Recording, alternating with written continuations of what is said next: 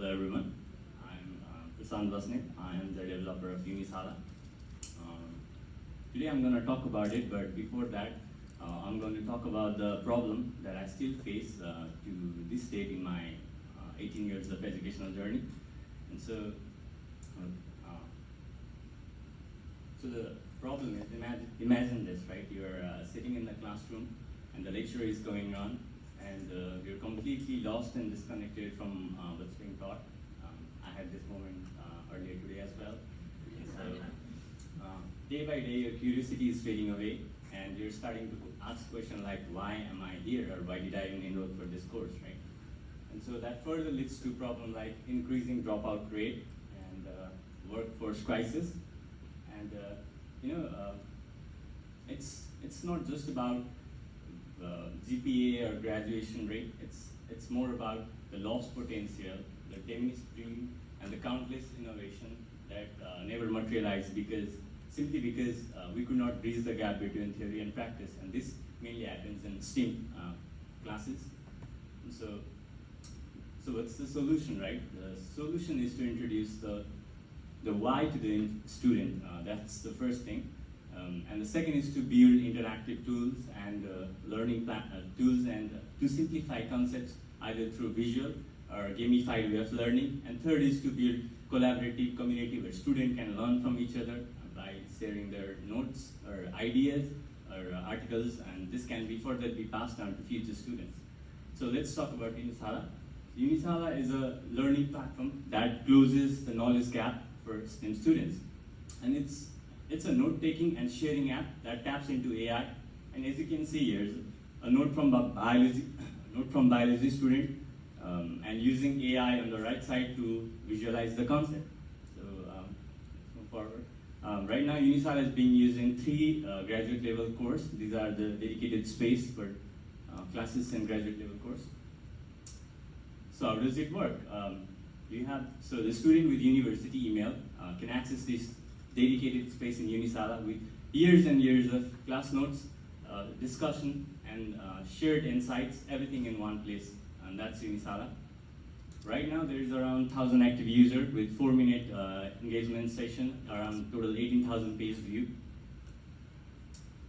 So how are we going to make money, right? So through premium subscription model that has access to this advanced multiple AI tools and in-platform advertisement for educational institution are some ways how we are going to make money. Especially this time, right?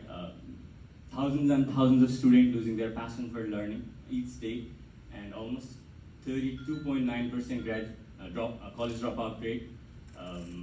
It's really essential to work on this mission, so this is how we're going to use the fund. Majority of the fund will be used for infrastructure development, and another significant portion will be used for marketing and incentivizing students in the platform. So that's Unisala, and this is our moment. Thank you.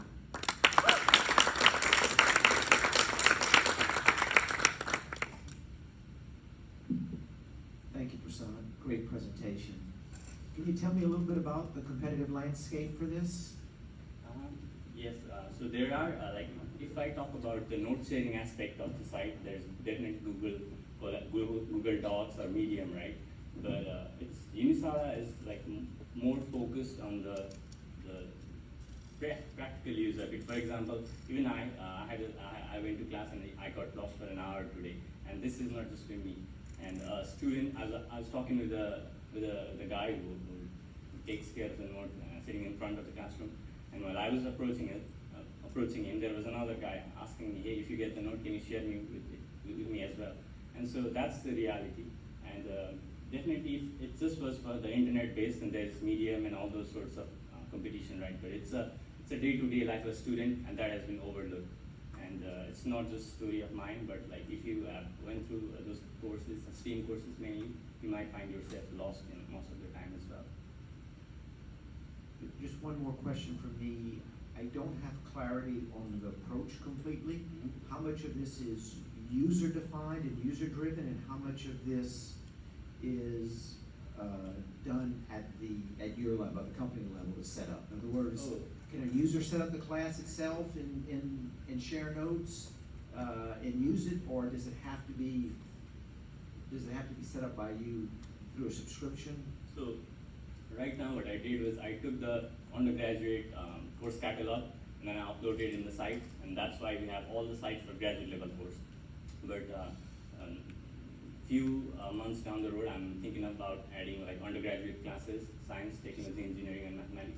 And when I'm doing that, I'll probably build a scalable model. Right now, it's all I need to do is upload a model on my site, upload a course catalog on my site. But I'll let let other users do it. You can go ahead and create any space, not just course space, but to find just to be correct with the course name and everything. It's done by my side on my end right now. Any more questions?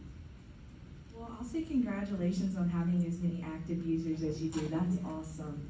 How did they find out about this? Is it just word of mouth or? Yeah, definitely word of mouth, and I went to different classes and then went on presenting about how what I did and then how they can use it, and then also it's like when you have a good note, everybody wants it, right? And so that's how it got to those users. And also when you are posting about something, let's say database class or anything at all, right, that I'm studying, I can take that note and share it with my LinkedIn profile as well, and not just the classroom, but all the students are now benefiting it. Like literally the whole community is benefiting it. So that's how we got to this level. I definitely see the need.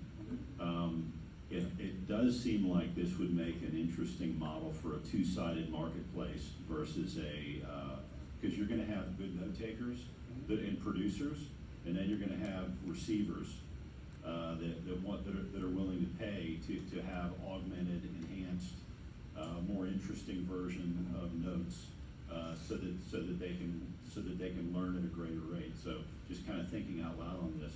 Congrats on your traction, good presentation. You've obviously got some momentum with it, but I would think about maybe flipping that model just a little bit. And also just to talk about the revenue model, like even myself, I pay for, I normally use like Cloud AI, I pay for it, but past few weeks I've been using ChatGPT as well. So it's like I've been paying for like different AI models all over the places. And so one thing I was thinking was, some models are good at coding and some models are good at doing, let's say, non-technical stuff, right? And so instead of having to pay for all different sort of models and like all over the place, I'd rather buy the API and then just integrate on my own. And instead of paying $20 for ChatGPT or another $20 for Cloud AI, I'd probably have $30 in one place, and also like use all the resources I have over the time to create, I guess like personalized teaching assistant for every classes or something like that, like fine tune the model in that sense. Yeah. One other note, that was a great illustration of a wound that you had on your slide. It really stood out.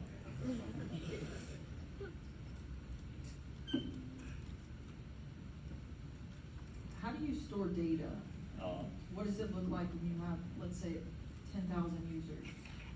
So from the very beginning, I myself is a software developer, and so from the very beginning, the approach was I didn't have any like physical server in my room or something. Like I stored everything in the like cloud.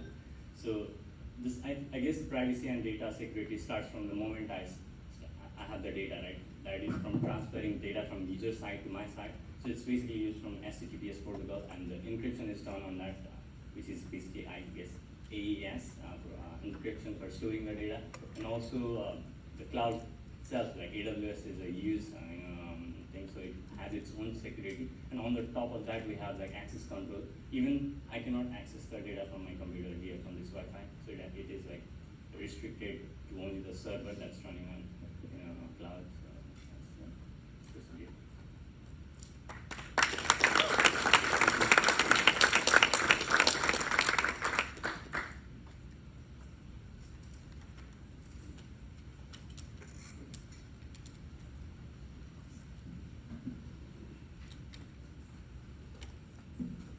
All right, I did talk to Prasad, and he wanted to clarify, because I know there's a lot of professors in the room. He was not talking about your classes. Your classes, no issues. He's on board, fully engaged. I never got lost in a STEM class because I got lost going to the STEM class. You know, so wonderful. We all stayed on time. Well done. All of you, especially Dr. Anderson. So again, like, one more round of applause, please, for these students who nothing has lots of confidence, right, in what the students are doing and what they're going to go out and do. And maybe you're less afraid of AI. I mean, like, look, like, they gave some really good uses of AI. It's like we don't maybe need to be as scared anymore. One thing I know Josh is going to kind of run through a little bit, but our refreshments while the judges are deliberating are from Sweet on B LLC. Mel and Nikki, who both went through our Accelerated Northside program, and they've